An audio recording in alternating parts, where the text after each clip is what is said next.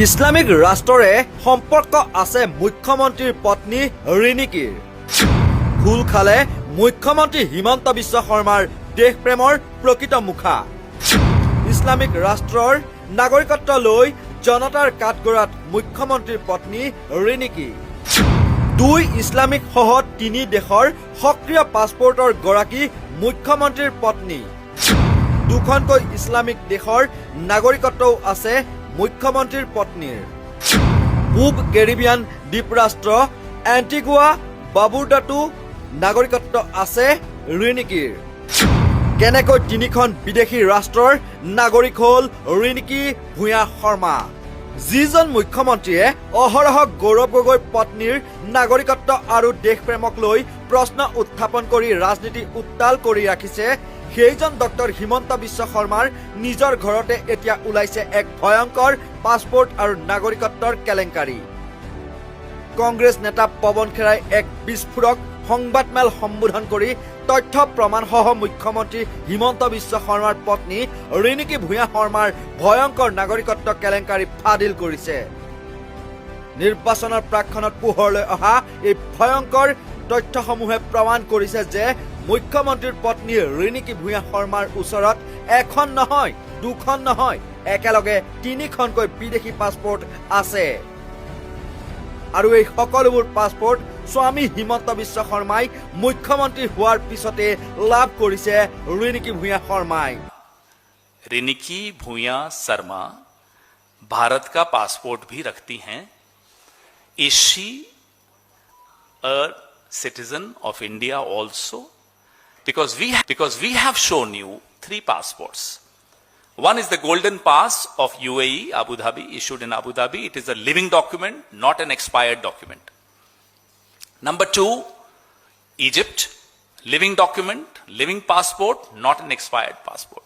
Number 3, Antigua Barbuda, living passport, not dead, not expired. How can an Indian national have 3 passports of 3 different countries?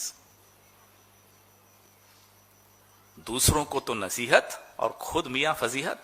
दूसरों के लिए कहते हैं ये वहां का, ये पाकिस्तान, ये बांग्लादेश, और खुद अपने घर में 3 पासपोर्ट आपकी धर्मपत्नी के हैं, ये सामने हैं। क्या ये पासपोर्ट सही हैं? ये अब इन्हें बताना है।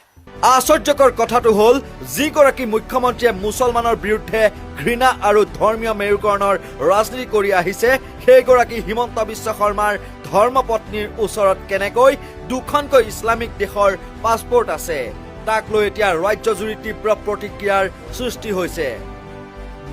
ফাদিল হোৱা তথ্য অনুসৰি ৰিণিকী ভূঞা শৰ্মাৰ ওচৰত ইছলামিক ৰাষ্ট্ৰ UAE অৰ্থাৎ ইউনাইটেড আৰব এমিৰেটছৰ গোল্ডেন কাৰ্ডৰ লগতে ইজিপ্ত আৰু পূব কেৰিবিয়ান দ্বীপৰাষ্ট্ৰ এণ্টিগুৱা বাৰ্বুডাৰ দৰে দেশৰ সক্ৰিয় পাছপোৰ্ট আছে। ভাৰতীয় সংবিধান আৰু আইন অনুসৰি য'ত দ্বৈত নাগৰিকত্ব সম্পূৰ্ণৰূপে নিষিদ্ধ, তাত এখন ৰাজ্যৰ মুখ্যমন্ত্ৰীৰ পত্নীয়ে এনেদৰে একাধিক দেশৰ নাগৰিকত্ব আৰু পাছপোৰ্ট কুক্ষিগত কৰি ৰখাটো কেৱল চৰম বেআইনী কাৰ্যই নহয়, ই দেশৰ নিৰাপত্তাৰ প্ৰতিও এক ডাঙৰ প্ৰত্যাহ্বান বুলি বিবেচিত হৈছে। কংগ্ৰেছ নেতা পৱন খেৰাই এই সংবাদমেল সম্বোধন কৰি আনৰ পত্নী আৰু যুৱ নেত্ৰীৰ পিতৃ মাতৃক লৈ বিতৰ্কিত মন্তব্যৰে নিৰ্বাচনী বৈতৰণি পাৰ হ'ব খোজা মুখ্যমন্ত্ৰীগৰাকীৰ মুখত যেন চূণ সানিলে। গৌৰৱ গগৈৰ পত্নী এলিজাবেথ কলবাৰ্ণৰ বিৰুদ্ধে নাগৰিকত্বৰ প্ৰশ্ন তুলি যিগৰাকী হিমন্ত বিশ্ব শৰ্মাই অসমৰ আকাশ বতাহ কঁপাই তুলিছিল, সেইজন মুখ্যমন্ত্ৰীয়ে এতিয়া নিজৰ পত্নীৰ 3খনকৈ বিদেশী পাছপোৰ্টৰ ৰহস্যৰ উত্তৰ দিবলৈ সাহস কৰিবনে বুলি প্ৰশ্নৰ উদয় হৈছে। স্বামীক মুখ্যমন্ত্ৰীৰ আসনত বহুৱাই ৰাখি ৰিণিকী ভূঞা শৰ্মাই ভাৰতত থাকি, ভাৰতত বেপাৰ কৰি, পাহাৰসমত ধন সম্পত্তি গঢ়ি, ভাৰতীয় সুযোগ সুবিধা গ্ৰহণ কৰি বিদেশী ৰাষ্ট্ৰৰ পাছপোৰ্টৰ লগতে নাগৰিকত্ব লাভ কৰাৰ তথ্য ফাদিল হোৱাৰ পিছতে এতিয়া দেশজুৰি তুমুল চাঞ্চল্যৰ সৃষ্টি হৈছে। কাৰণ ই কেৱল এগৰাকী ব্যক্তিৰ নাগৰিকত্বৰ বিষয় নহয়, ই ৰাষ্ট্ৰীয় নিৰাপত্তাৰ সৈতে জড়িত অতি সংবেদনশীল বিষয়। দেশৰ নিৰাপত্তাজনিত এই সংবেদনশীল বিষয়টোত কেন্দ্ৰীয় গৃহ বিভাগৰো এক সন্দেহজনক ভূমিকা থকাৰ অভিযোগ উত্থাপিত হৈছে। কংগ্ৰেছ নেতা পৱন খেৰাৰ মতে গৃহমন্ত্ৰী অমিত শ্বাহে হিমন্ত বিশ্ব শৰ্মাক নিজৰ তুলনীয়া পুত্ৰৰ দৰে জ্ঞান কৰে। পুত্ৰবধূৰ লগতে পুত্ৰ স্নেহৰ বাবেই গৃহমন্ত্ৰী অমিত শ্বাহৰ গৃহ বিভাগে ৰিণিকী ভূঞা শৰ্মাৰ এই ভয়ংকৰ আইন উলংঘনৰ দিশটো জানি বুজিও চকু মুদি আছে। কেন্দ্ৰীয় চৰকাৰৰ আশীৰ্বাদতে মুখ্যমন্ত্ৰীৰ পৰিয়ালে আইনক বৃদ্ধাংগুষ্ঠত দেখুৱাই বিদেশত নিজৰ বাবে সুৰক্ষিত আশ্ৰয়স্থল গঢ়ি তুলিছে নেকি? কংগ্ৰেছৰ লগতে দেশবাসীৰ মনতো এই সংবেদনশীল স্পৰ্শকাতৰ গভীৰ প্ৰশ্নৰ উদয় হৈছে। जो इन्होंने नहीं बताया, क्या अमित शाह जो गृह मंत्री हैं और सुनते तो हैं, पूरा देश ये जानता भी है कि हिमंता बिस्वा शर्मा अमित शाह के दत्तक पुत्र हैं। He is like an adopted son of Amit Shah. Jay Shah से जितनी वो मोहब्बत करते हैं उसने थोड़ी सी कम हेमंता बिस्वा शर्मा से करते हैं। और क्या देश के गृह मंत्री को यह जानकारी थी कि उनके दत्तक पुत्र की पत्नी यानी कि उनकी दत्तक बहू 3 पासपोर्ट्स रखती है?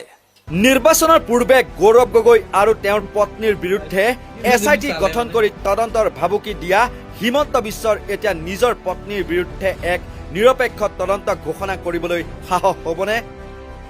যিদৰে বিৰোধী নেতাৰ পৰিয়ালক লক্ষ্য কৰি তদন্তৰ জাল পেলাই সেই একেদৰেই পত্নী ৰিণিকী ভূঞা শৰ্মাৰ 3খনকৈ দেশৰ পাছপোৰ্ট আৰু দ্বৈত নাগৰিকত্বৰ বিষয়টোৰ তদন্তৰ বাবে এখন বিশেষ তদন্তকাৰী দল গঠনৰ দাবী তুলিছে কংগ্ৰেছে।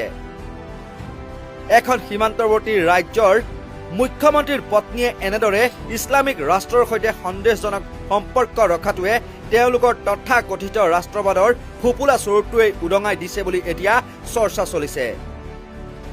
আনক কঠোৰ আইনৰ আওতালৈ আনিম বুলি ভাবুকি দি অহা মুখ্যমন্ত্ৰীয়ে নিজৰ পত্নীকো সেই কঠোৰ আইনৰ আওতালৈ অনাৰ দাবী উঠিছে সৰ্বত্ৰে। লগতে ৰাজ্যৰ সচেতন লোকে এতিয়া প্ৰশ্ন কৰিছে, যিগৰাকী মহিলাই ভাৰতীয় আইনক উলংঘা কৰি থৈ বিদেশী পাছপোৰ্ট আৰু নাগৰিকত্ব লৈছে, তেওঁৰ মুখ্যমন্ত্ৰী স্বামীয়ে কেনেকৈ আনৰ দেশপ্ৰেমৰ প্ৰমাণ পত্ৰ বিলোৱাৰ নৈতিক অধিকাৰ লাভ কৰে? এই লুণ্ঠনকাৰী চৰকাৰখনে নিৰ্বাচনত পৰাজিত হলে বিদেশলৈ পলায়ন কৰাৰ বাবেই এইদৰে পাছপোৰ্ট আৰু বিদেশী সম্পত্তিৰ ব্যৱস্থা কৰি থৈছে নেকি? সেই প্ৰশ্নও এতিয়া অসমত ব্যাপক ৰূপত চৰ্চা লাভ কৰিবলৈ ধৰিছে। নিউজ ডেস্কৰ ৰিপৰ্ট, নৰ্থ ইষ্ট নাও। মুখ্যমন্ত্ৰী হিমন্ত বিশ্ব শৰ্মা ডাঙৰীয়াই প্ৰতিটো কথাতে চিনাকি অচিনাকি মানুহৰ কথা কয়। সমান্তৰালকৈ আমাৰ অসম প্ৰদেশ কংগ্ৰেছৰ সভাপতি গৌৰৱ গগৈ ডাঙৰীয়াৰ বিষয়ে কয়, পাকিস্তানৰ লিংকটোতো অনবৰতে কৈয়ে থাকে তেওঁ।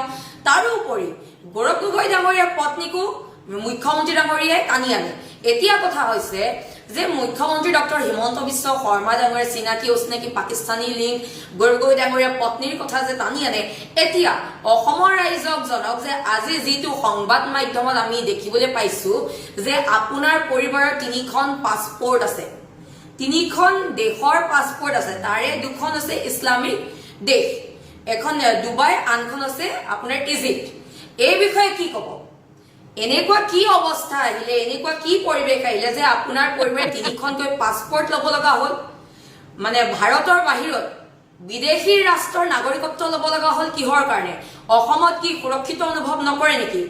আপোনালোকে দেখোন জাতি মাতি ভেটি ৰক্ষাৰ কথা কয়। সকলো কথা বাদ দিয়ক, আপুনি মানে মুখ্যমন্ত্ৰী ডাঙৰীয়া, আপোনাক সুধিব বিচাৰিছো, আপুনি হিন্দু মুছলমান মিয়া উচ্ছেদ গৰু মাংস কোনে দাঁতেৰে গৰু মাংস খাইছে এইবিলাক কথা কৈ মানে আপোনালোকে আপোনালোকৰ গোটেই পৰিবাৰে মানে এতিয়া মানে কি অসম এৰি পলাই যোৱাৰ পৰিকল্পনা কৰিছে নেকি? মানুহক এইবিলাক বিষয়ত ব্যস্ত ৰাখি পেলাই আপোনালোকে বিদেশৰ পাছপোৰ্ট ল'ব লগা হৈছে, বিদেশৰ নাগৰিকত্ব ল'ব লগা হৈছে। কি এনেকুৱা পৰিস্থিতি আহিলে? আৰু লগতে আপোনাৰ পৰিবাৰে 12,000 কোটি টকা 52,000 কোটি টকাৰ মানে বিজনেছ কৰিব, 52,000 কোটি টকাৰ। আৰু আমাৰ অসমীয়া মহিলা কেৱল 1250 টকা, কেৱল 9,000 টকাত সীমাবদ্ধ ৰাখিব বিচাৰিছে। এনেকে হলে নহব। আমাৰো প্ৰত্যেকগৰাকী মহিলাক 52,000 কোটি টকাৰ মানে মহিলা বনাব লাগিব।